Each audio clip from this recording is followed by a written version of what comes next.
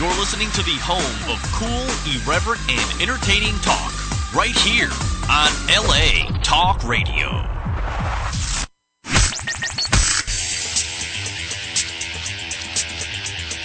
You're listening to Question Reality. Question Reality. With Priscilla Leona. Priscilla Leona. Only on LA Talk Radio. Hi, welcome to Question Reality. I'm Priscilla Leona, and we are coming to you live from downtown Los Angeles in the beautiful, what building is this? The Paw. Oh, no, we don't want to tell you where we are in case you don't like us and we've made enemies. We're in downtown LA somewhere. We're on every Sunday from 5 p.m. to 5:50 Pacific Standard Time.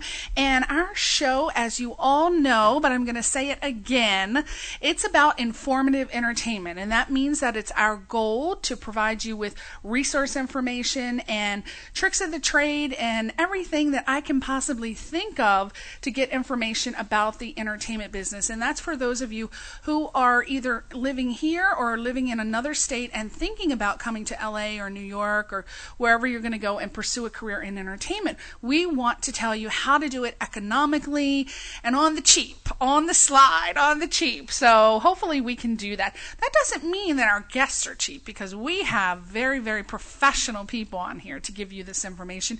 And we usually have celebrities. At least once a month we have a celebrity on to give you the real lowdown on what's going on. So we hope that we can help make your dreams a reality in show business. Now, we encourage you to call in about 5:15 to 5:30. We kind of want to introduce the guest to you, get it started, and then you can call in between that time and ask any questions of our guests live. If you find them interesting, we also want you to go to the forum. And if you are listening to us today, the forum page is a link right over top of where you're listening, and it says the forum, and you click on that, just enter your email address and say, hey, I loved your guest today, or I loved your show. Or you can also request a topic or a particular person to come on the show, and hopefully I can beg them to come on. And again, if you like the show, forum, and then also to see guests that are coming on at a later date, you can go to questionreality.us, not .com, .us, and it will have all of the guests for the rest of the year. And I'm actually booking now for 2009. We have one of the top award. He's an Emmy Award winner. He's a Clio Award winner. His name is Stuart Stone, and he is coming on. He is like one of the hottest casting directors, film producers, you name it, in the business. He's going to come on in January 11th, I believe, or the 4th. You're going to have to check. I can't remember. But you don't want to miss that show, because he is going to have a lot of tips and advice for you. So we have two people in the studio today besides Albert running the board. We have a co-host, Dan Krause. Say hi, Dan. Hey, kids. Dan, as you remember, has been with us before.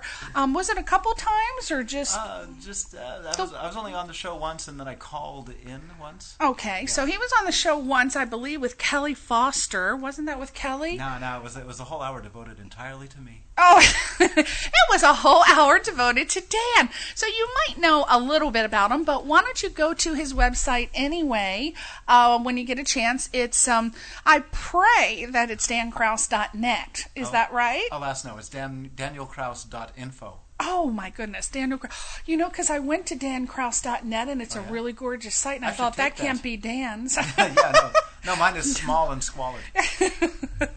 dankrause.info. So you can go there, and as you know, he is a professional blogger. He blogs about politics and entertainment, and it's so well worth your trip there, because he talks about some interesting stuff, very funny stuff. And he's also a voiceover artist, and he's done a couple of my voiceovers for my advertisers. So you will hear him today when we do the Heart Channel, right? And Design on a Dime website. And we have another guest here, which he has many titles. Matter of fact, I'm going to take up the rest of the show, and we're going to tell all the titles that he has, okay? No. His name is Jason, and I'm going to mess this up, and I'm going to try it. Juez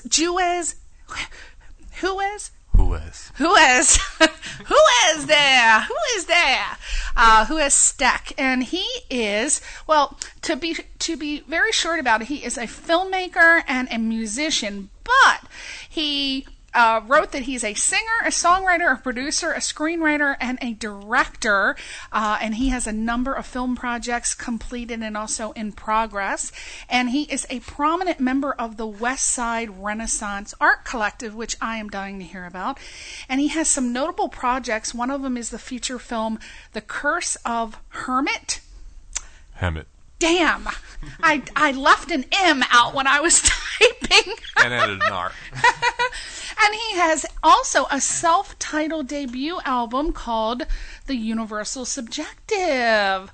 And we're going to talk to him today. And what I want to talk to him about is how maybe pursuing a career as a musician and a filmmaker, how he survives on a small budget, unless he, as I said earlier, is secretly rich, but how to survive on a small budget, and how he finances his projects, and just how is he doing it? What's he doing? And so let's announce him now. Hi, Jason.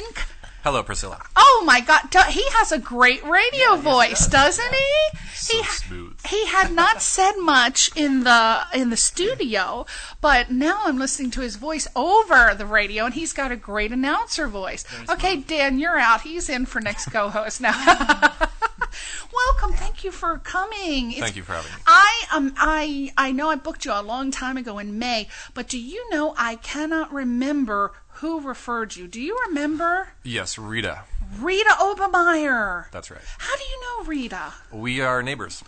In Venice. Yeah. She's still in Venice. Yeah. Isn't she lovely? She's the best. I really like her. She's a Scorpio too. Oh, I'm not into astrology anymore. I try not to bring that up.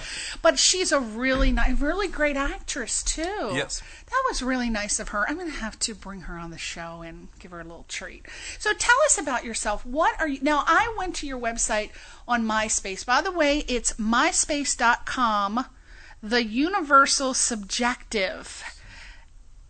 You got that? MySpace.com, The Universal Subjective. And when you go on there, now, I am all about 80s music. Now, he may or may not get mad with me because, I'm sorry, when I went on there and I first heard that song, I believe it's called The Lament of a Dying Keyboard. Is that right? Yes. I love that song. I said, oh my God, Albert, you got to come hear it. This is a total 80s song. I love this. Is that kind of 80s style, or I mean, it's beautiful. It really is good. Yeah, it definitely is. It's like new wave kind of disco. I loved it. It was so good because I'm all about, I was into New Order and REM and God, every other group back then, and it kind of has that style. And I thought, that's really great. So then I listened to the second one, Rain, because I give songs like 10 seconds. And I know right away if I like it. 10 seconds, that's it. And they're really good. Now, do you write these? Or how many songs have you written total, original songs? I have no idea, but it's a lot. It's a lot. Yeah. So it's so many you wouldn't even know. No, I don't know. Okay. Now, that's a good sign, yeah. That's what the record labels like to hear. Yeah, I have so many, I couldn't even tell you. So do they all follow that same motif of the lament and rain? No, not really at all. They all kind of tend to vary. That's something I've been, instructed to avoid, but I can't help it. Oh, yeah. So you've been told to carve out a niche and just stay in that niche? Right, yeah. But that's a weird thing. You create a lot of different stuff, and different people have opinions of what your best material is, and so you alienate some people every once in a while, but overall. So you're a true artist rather than a commercial artist. Well, that means you're going to do your thing no matter what anyone says, right? Right. Even the record label who's going to pay you hundreds of thousands of dollars, it's like, no. Come closer. How many millions? So when did you start writing, and when did you first know that you wanted to be a musician? I think I started writing pretty young. I don't know, in the 5 to 8, I would pick up whatever was around, and I never really tried to learn other songs. I never really had instructions. I just kind of tried to figure out chords and progressions and stuff. And I guess that's kind of where it started. Were you influenced by any bands to kind of get an idea of what you... Like early on? Basically the music my brothers would listen to, Sex Pistols, Beastie Boys, like The Clash, that kind of stuff. A lot of the hip-hop that was going on then, Fat Boys. And what would that be, in the early 90s? That would have been like, in the 80s. That's the first music I remember. 80s? Oh, you look so young. I can't even imagine. I'm a 1980 baby. So. Oh, okay. So the formative years, All right. I would say my brothers, and then it kind of got into the Jane's Addiction and Sex Pistols. Nirvana and all that stuff.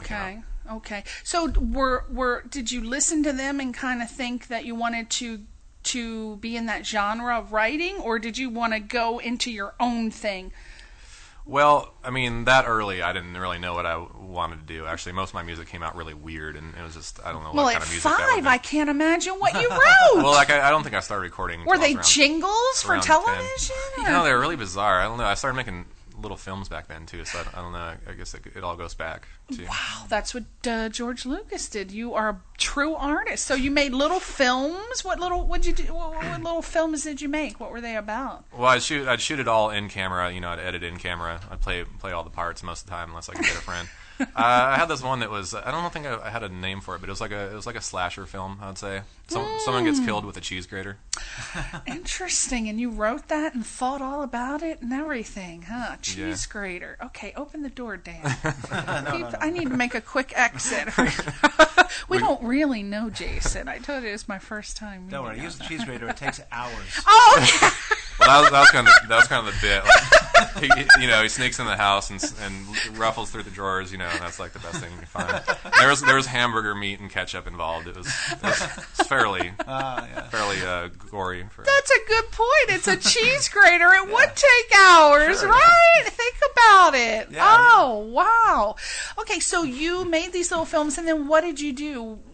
What did you do growing up? Did you... Well, I should say, once I actually started like getting bands and that kind of thing, you were young, and playing things fast seemed like the right thing to do. So we were punkers for a couple of years, and we got a lot of gigs doing that. Mm-hmm. When you're young and angry, seems like the right thing to do. Weren't you in a band, Dan, when you were young and angry? No. Were you ever young and angry? I was never angry. Oh, you were... Well, you don't have to be young and angry to be in a band. Can't you be happy and plucky? Yeah, I suppose so, but then you're in Katrina and the Wave. Oh, that's right. We're walking on sunshine. Sure, yeah. You know that, right? Yes. Yeah. And nobody wants that. That's my point. Oh, what about Walk Like an Egyptian? Who was that? Suzanne and the... It was the Bangles. The Bangles. Yeah. Well, that's happy music. Yeah, that's true. Although they were a little angry here and there. Now and then they'd go a little angry on you.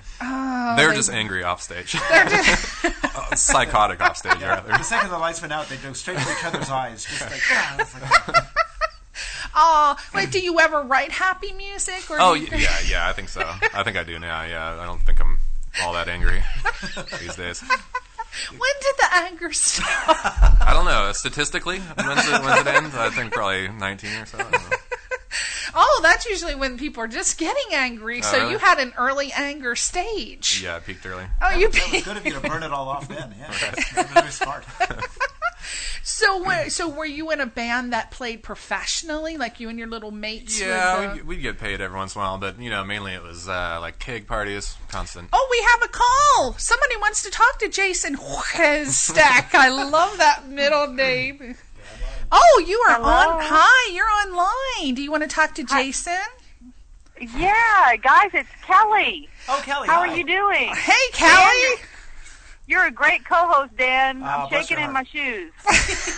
But anyway, Jason, I just listened to your website, your music on your website, and it's fantastic. And I was wondering, you've written so many songs. How do you decide what songs to put on an album?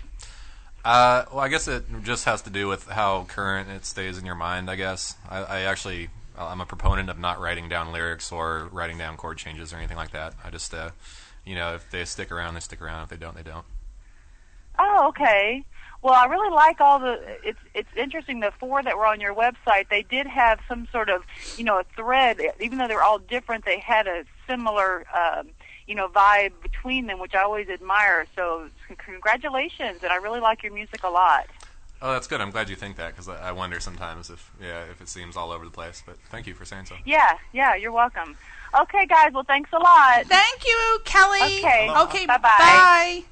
Now, that is interesting what you said. What did you say? You don't remember the lyrics or the chords? I don't write them down. What the hell's that all about? I don't even know what that means. How do you get it? How do you get a song completed if you don't remember that? Well, I just don't write them down. Like if I do, I feel like I'm rushing them. If they kind of come into my mind, they stay in my mind, then they seem more significant, I would say. So it's kind of a test. It's kind of a gateway for you. Right. Yeah. And sometimes I move very rapidly too. Sometimes I write and record and produce a song like in one sitting, which would be I guess the opposite of that. But wow. But most of the albums come from about maybe a year of writing. That is so fascinating, because just think if something happened, like there was, God forbid, a fire, and you lost everything, and then you got knocked on the head by a wooden beam. You wouldn't remember any of your songs, and you wouldn't have any record of them. But I'd have a song I could write about being hit on the head with a beam and having my house burned down. Hey, that's right. Then that takes us back to the angry stage, though. Damn, we didn't want that. But that I have never. Have you guys as musicians? Because Albert is a guitarist, bassist, and Dan, I think you sing. You sing. Sure. Have you ever heard of that? That is such a fascinating way to be an artist, to not write it down and just be able to do it. I've heard of an opposite thing. There's a woman named Melody Gardot who went into music because she had this terrible, horrendous bicycle accident about 5 years ago. And she suffered from nerve damage and short-term memory loss. And she literally cannot write a song for longer than 20 minutes before she forgets what the song was about. Wow. Yeah, and when she's performing, if she can go by muscle memory for a while, but if she forgets or she's distracted in the middle of the song, she literally has to run through the whole thing in her head, until she catches up with the point where she was singing before. Wow. I just thought I'd throw that in. It really Thank you for throwing that in. That is, well, we would hope that she would take frequent breaks. Yeah, that one would think. She's really good, too. Yeah, as are you, by the way. What does she sing? It's sort of a bluesy, kind of jazzy kind of thing. Cool. Yeah. Well, you know what? I'm actually fascinated to hear some of this work that has no record anywhere other than Jason's mind. So Eventually. I want everybody else to. He did, but I'm saying, what if there was an earthquake and then a hurricane, and what if there was nothing left? I just wonder what would happen. Be around to listen to it. That's true. If the Large Hadron Collider causes that black hole and we're all sucked into that, it's kind of a moot point anyway. Wow. Yeah. I'm sure you have something written down somewhere. I'm not having it today, Jason. There's something written down. Well, yeah. We're going to find out where he lives, and when he's working, we're raiding the place and looking for some lyrics. But let's listen to a couple of songs. Now, why don't you tell us a little bit about these songs? Okay, I believe this is Unhappy in Love, the first song, which would be another tangent from the 80s thing. This is country, I would say. This is country or alt country. So country? Now, you didn't tell us. I guess I assumed it was all that, 80s kind. You do country, too. That's what you get for assuming, Priscilla. It's true. We're going to hear some country now. Now, what's the first one called? Unhappy in Love. Oh, Unhappy in Love. Okay, so this is Juez Steck, and I'm going to just call him Jason Steck, and Unhappy in Love, whenever it comes on.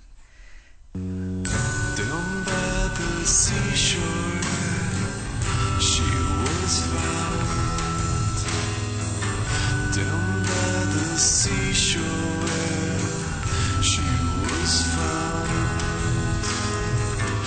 Down by the seashore, she was found.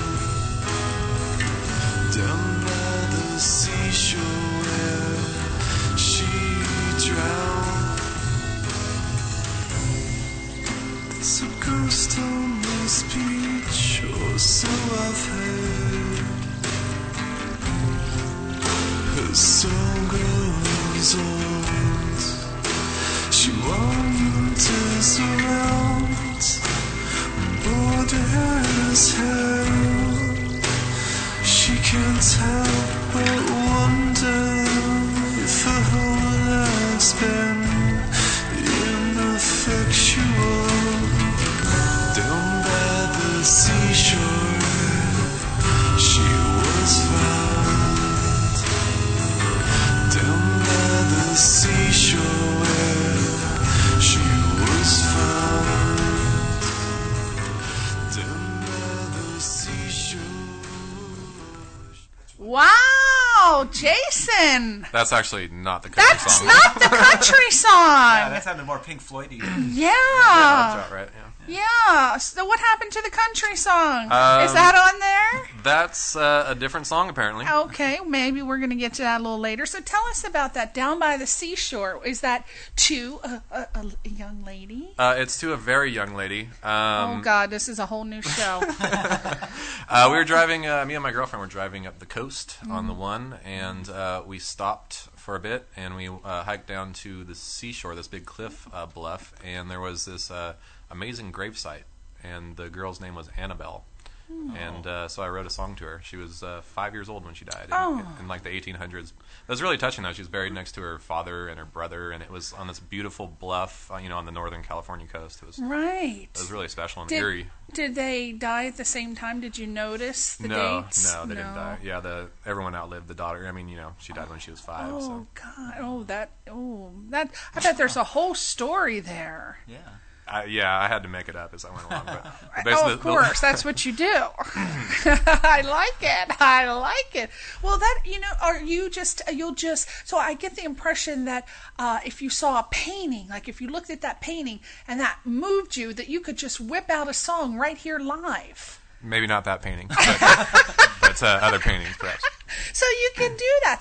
That is a true artist, don't you think, Dan? Yeah. I mean, you can't do that. I mean, I have friends who are musicians who they're very organized and detail oriented, and they have to have a clean surface, and then they got to have their Starbucks coffee, and then they have to have their pencil sharpened, and then they have to do the 3/3 and I'm not a musician, but what is that, Albert, that they have to make sure that the time song, signature, the time is this and that, and then they'll go over it and over and over, and they're very meticulous about it. I'm actually sort of like that, though. When I get to the recording process, I'm definitely like that. Oh, you have to be then. But that would require pencil and paper.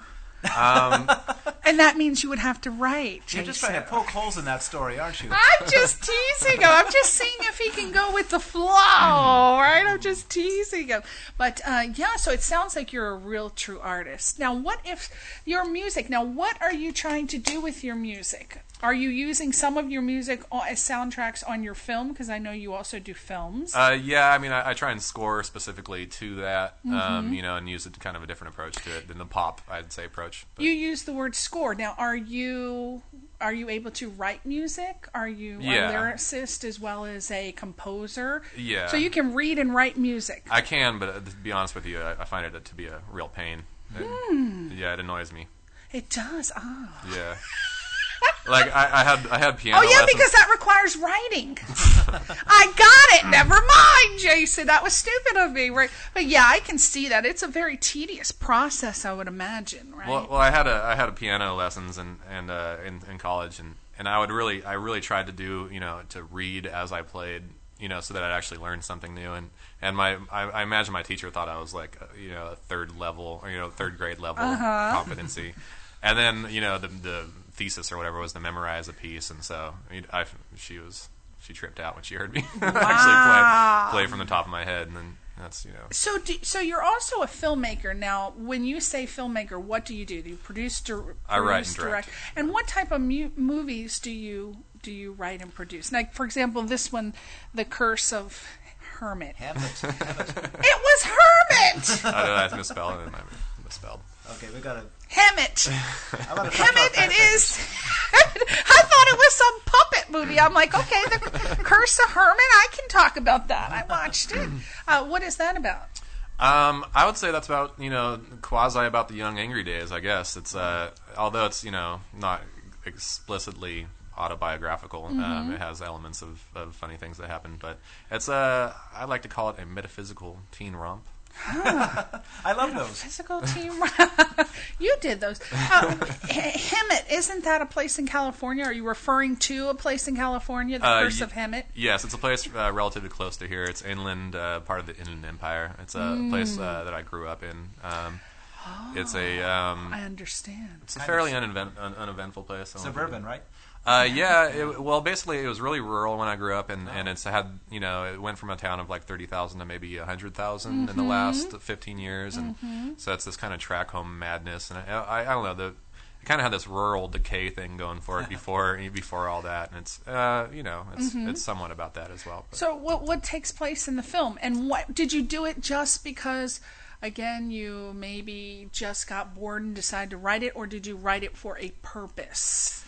Yeah, I think it probably has a purpose, but it's mainly, I would say, consequence based. I didn't. It's not beating any kind of moral or anything to it. I would say it's kind of existential, if anything. It's kind of the young boy. He's a blank canvas, and he kind of gets introduced to the paradigms of education and religion and et cetera, and then he kind of makes choices based somewhat on what he's learned and Hemet. Yeah, and the consequences are tragic.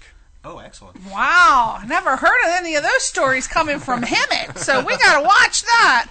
Now, where would we see this movie about the Curse of Hemet? It's still in post, but there's a trailer on YouTube, so you just go to YouTube, punch in the Curse of Hemet, and you'll kind of get a gist of the tone, I think. Hemet, how is that spelled exactly? HEMET. That's a very good question, Dan. I was going to ask that because not everybody's from California. They don't know where Hemet is. In fact, no one from LA knows where Hemet is. It's like an hour and a half from here, and no one's ever heard it. I've heard it. I have heard when I first came to California, I ran into this girl who liked to smoke weed, and she said, "I'm going to Hemet." It is kind of because they got the best weed. Notoriously bad weed. Homegrown, I hear. Yeah, which the movie touches on. Yeah, and I said, Hemet? Oh, so now I'm forever associating Hemet as like this big marijuana growing town with like cornfields of marijuana stalks.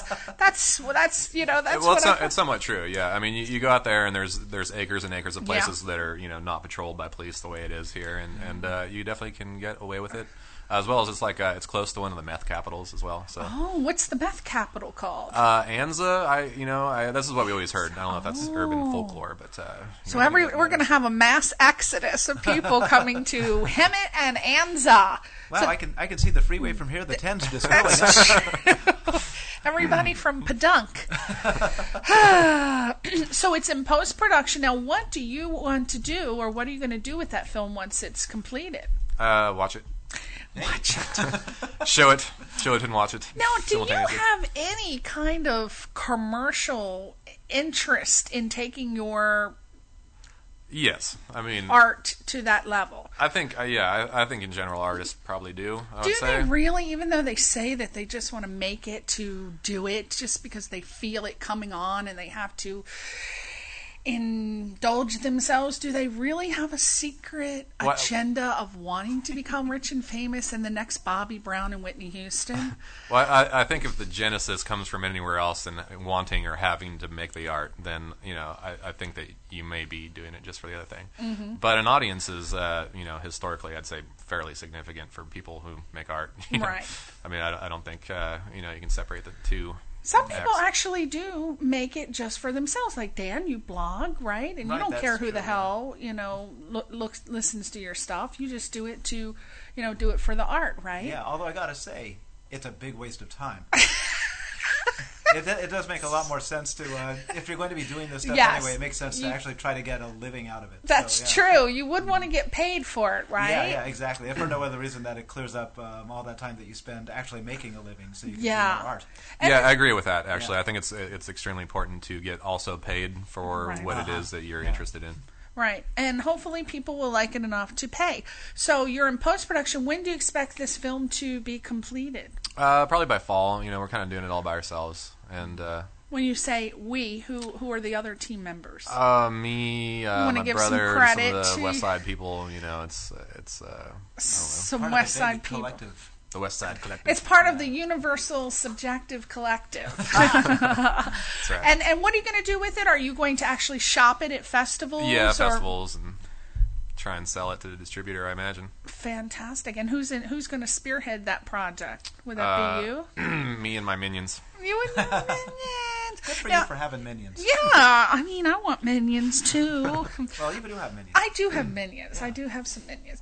Now, you say you also have some other things going on. What else do you have going on? I'm working on some shorts. Those are kind of in pre-production, but that'd be something I'm also doing with this art collective I'm with. Mm-hmm. And they have some feature coming up. That's what I wanted to ask you. Thanks for bringing that up. You are with what is it called? West Side Renaissance. What do they do? I've never heard of them. Have you, Dan? No, actually. No. It's a small production company, but they're kind of varied, which is a cool thing. They have commercials that they do, like we do a lot of toy commercials, etc. Mm-hmm. A lot of random stuff.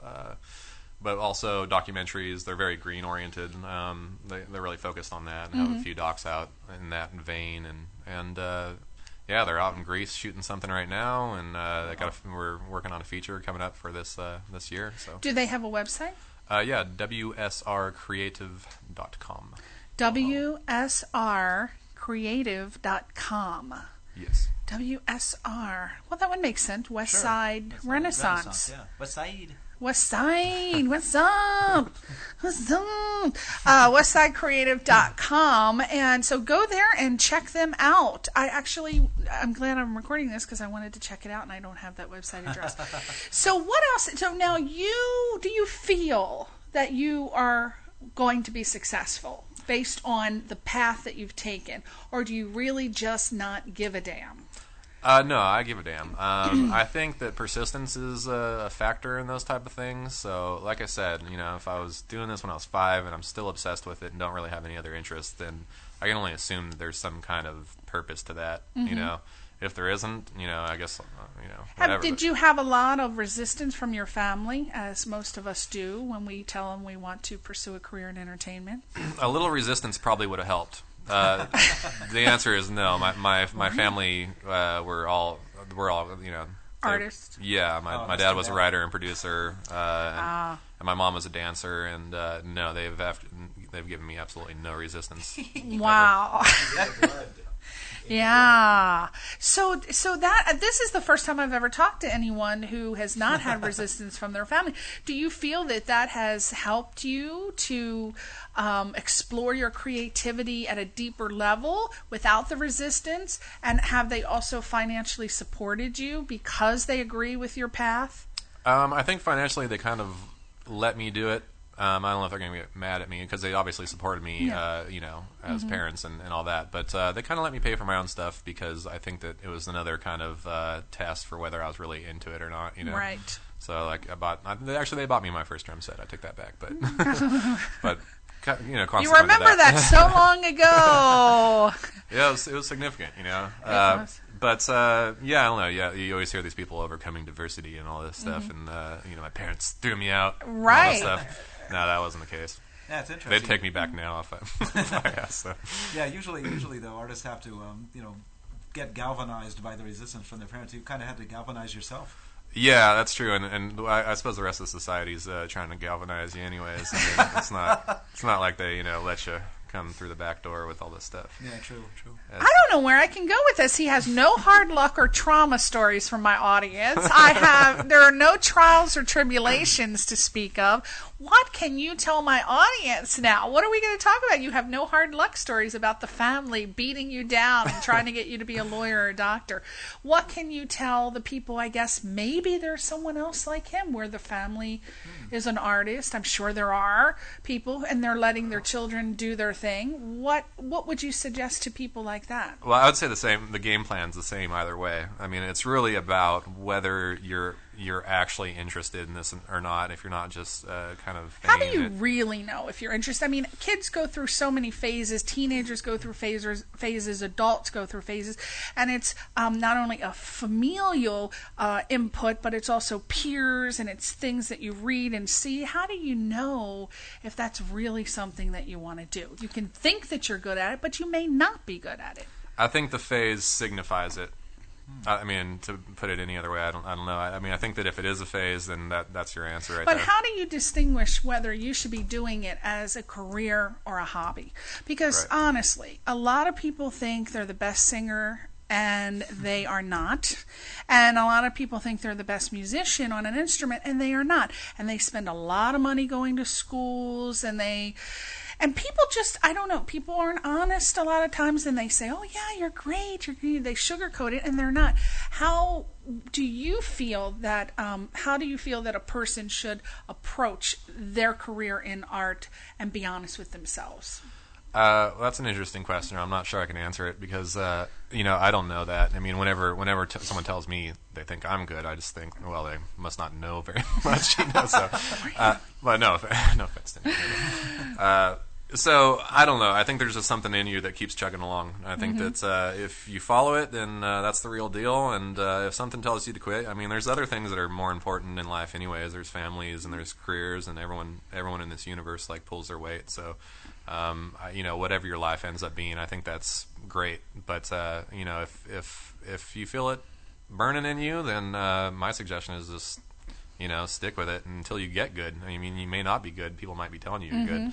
I mean, actually, the Coens said it. I was reading this interview and it was talking about they got these Academy Awards and all these things. And they say, why do you attribute that? What do you attribute that to? And they said because we never stopped doing it. I mean, I think that's the answer. I think that if you're an artist, it's because you created art. If you're not an artist, it's because you didn't create art. And I think that's just I think that's the end-all answer. And people are going to like it, and some people are going to like it, and some people are not.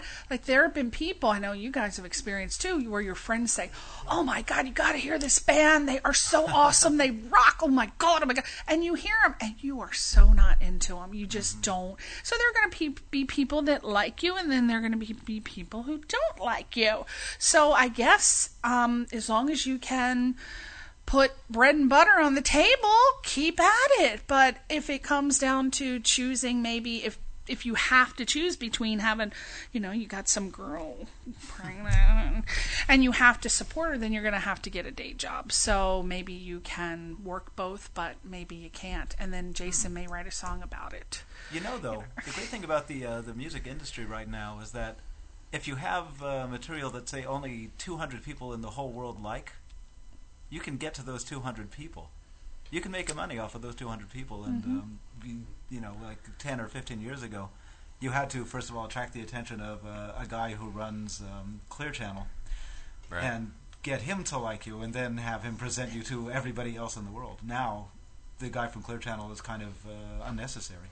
Yeah, I agree. I think that everyone should just find their audience and just do what they do. And there's people out there. There's some strange, sick people out there. So, no matter what you're into, if it's flagellating puppies or whatever, you're going to find an audience. I've seen that guy. He's not so bad. Now, are you running, say, with the crowd that is going to take you to the next level, whatever that may be? Are you into the whole networking connection sort of thing? And do you feel that that's vital, or? It is vital. It's you have to be visible. You have to have your stuff together. Do I pursue it like it's part of the job? Not probably the way I should. I feel that those things are kind of like a girlfriend. They happen organically. I mean, you go out and look for one, you come off like a cheese ball. You wait around, and you have your stuff together. You find somebody. It's, hey baby, you want to hear my songs? Right. So you don't go finding out where the people are and just suddenly appear. I probably shouldn't, actually, and it's funny because when I do run into people, I very seldom plug myself or tell them what I'm all about. But. Oh my God, I have so many friends that do that. They like I have a friend that knows every Thursday night in New York. This person is an aspiring, not aspiring because he has some reputable work behind him, but he's so goal-oriented. I just turned him on to every Thursday night in New York at the Port Authority. They have all the Broadway stars, the producers, the directors, anyone who's anyone in Broadway. They go and play. They bowl every Thursday night. So I told him, and he's like gearing up. He's going out and buying his own bowling ball and a pair of bowling shoes, and he's going to just suddenly show up, right? But he is so all about the networking and the promoting himself, and you really do. I mean, it's great to be an artist, but I personally think you do have to have some, because when it gets down to it, you are a business, and you do have to have some networking, marketing skills. I mean, it's all about getting your stuff out there, and you have to do that. So how do you feel about that? Do you feel that you want to do that more? Yeah, no, I fully agree with you. I just think that some people, maybe their personalities are set up in different ways, you know, and if you're not one of those people that's good at that you should find somebody that's interested and supports you. Give them a cut. That is true. That is true. Because I have found so many musicians that are so good and they're shy. You know, they don't really have that networking type personality, and they really can't sell themselves. So they just sit back, and it's such a shame because there are so many people that are never going to be discovered. Right. And their voice will never be heard because they don't have that ability to do that. Right. Well, I think artists are kind of vulnerable when they put themselves out there like that. So I think it is better that they're not in the room. To be honest with you, I think more can be done. You know, I mean, if you don't have the resources to do that, and there's plenty of go-getter, you know, artists and so forth. But you know, I would say. Do you feel that you should? Do you feel like the people who have made it and have been extremely successful and have constantly reinvented themselves? Do you think that that's because they are a large part of that, or that they have people behind them? Well, at some point, it's always about having the people behind you. You know, none of these people do anything by themselves. So they all have producers and engineers and so forth. So what advice would you give to an audience of how they could get, if they don't have the personality, how can you get someone behind you and believe in your stuff to help you promote and network yourself?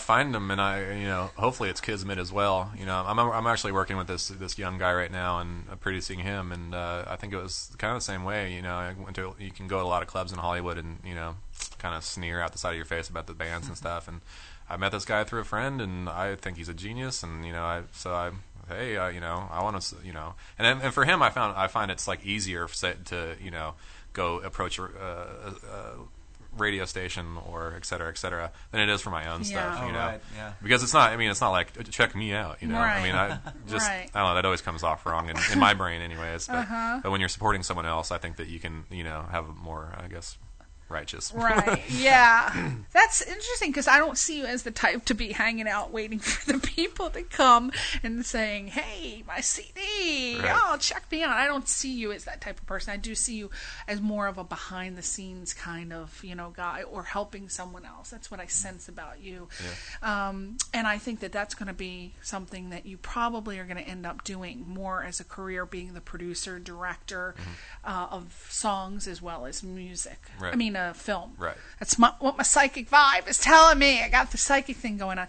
But you're just such a great performer. So do you perform where we can see you? Is there anything coming up that we can see you perform? Nothing specifically, actually. I just got a live group together. I don't know. I don't think I mentioned it, but all the album tracks, it's me playing all the instruments and stuff. Yeah, I thought so. Is that with that band in the box thing, or? No, I just play all the instruments. I mean, I play drums, I play bass and keyboards and et cetera, whatever's on there. But that brings up an interesting question. How it's kind of crass to ask, but how much did it cost you to put together the studio? Yeah. A lot, yeah. I mean, a lot, and it took a lot of years. Like I said, I don't. What did you do for income? I would say that I paid for all this equipment by bartending, waiting tables, working at like places like Guitar Center, et cetera. The classics. Okay, yeah. Yeah, and I just built it up over the years. So. Now, are you still doing that? You still have the quote day job to supplement your craft? No, finally, I actually work in the production house, WSR. So. Oh, they pay you? Well, yeah. Wow, that's great. So.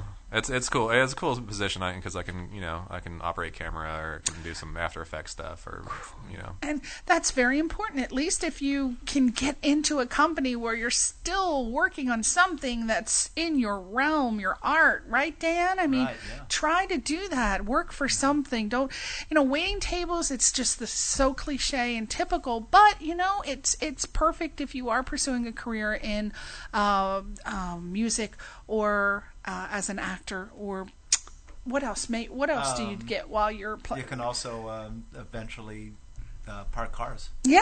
Yeah. You can do that, but you don't have to do that. There are so many other jobs. You can be work for an answering service, or you can be a caddy, or what are some other jobs? There's so many great jobs. You got to think outside the box. Just any job where the schedules are flexible enough that you can take time off at a moment's notice to do an audition. And in California, in Southern California, everybody knows that the artist is wanting to go on an audition or do something. So they're pretty flexible in most jobs. Yeah. So you are going to have to let us know about the band, because we want to come in and see you. Yeah, definitely. We just started rehearsals, and I'm really excited about it. Yeah. Because I haven't played a gig since my last band. Okay. So how would we find out about that? Are you updating that website? Yeah, it'd be on the MySpace page. It will be. Yeah, okay. and it should be pretty soon. We're working through the material pretty fast. So. Okay. Yeah. All right. So that was Jason Juez.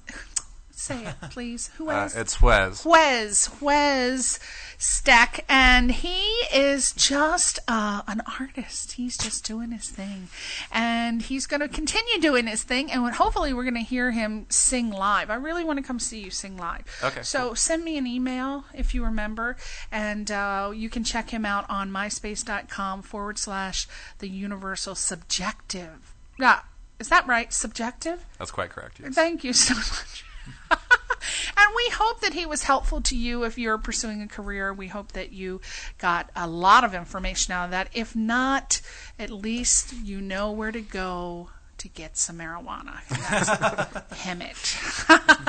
And we have 4 minutes left, and I want to talk to Dan because, oh my God. Well, first I want, and Jason, please, you can feel free, but I discovered I was watching the Margaret Cho show, and there was a song that came on, and I just know 5 seconds or less, I know if I'm going to like the song. And I heard this song, and I went crazy. I said, oh my God, I have to have this song. Oh, God.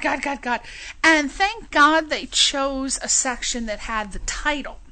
And I had Albert look it up, and I said, I can't believe I missed that band in the 80s.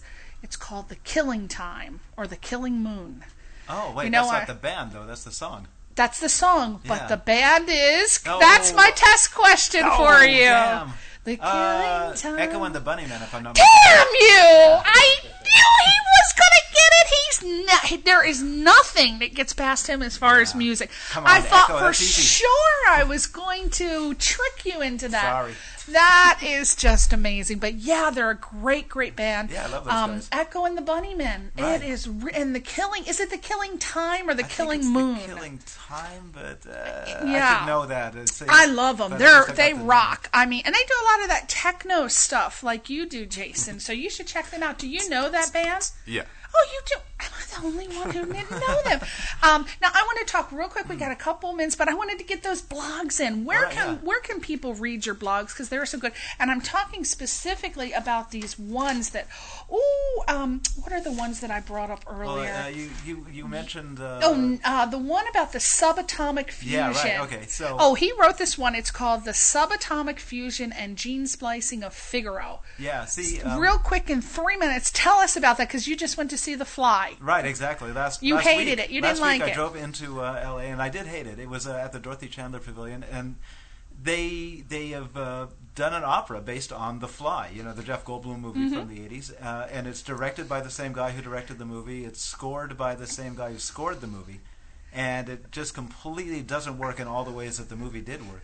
I know. Yeah, it's so strange. I figured out. I think I know what happened too, because they went with all atonal modern classical for the score, and you kind of need it to be lush and orchestral and human for the first part before he starts going all fly-y on you. Right. Yeah.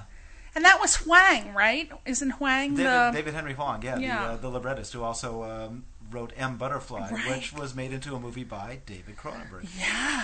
So it's a little click going on. Yeah, those guys just hang out together. I nearly died when you said that like 5% of the people didn't come back after intermission. Oh, yeah, we were able to get great seats after intermission. That's unheard of at the LA Opera. I have never heard of that. People did not like that fly. Wow. I wanted to see it. I'm really upset about that. Well, you still can.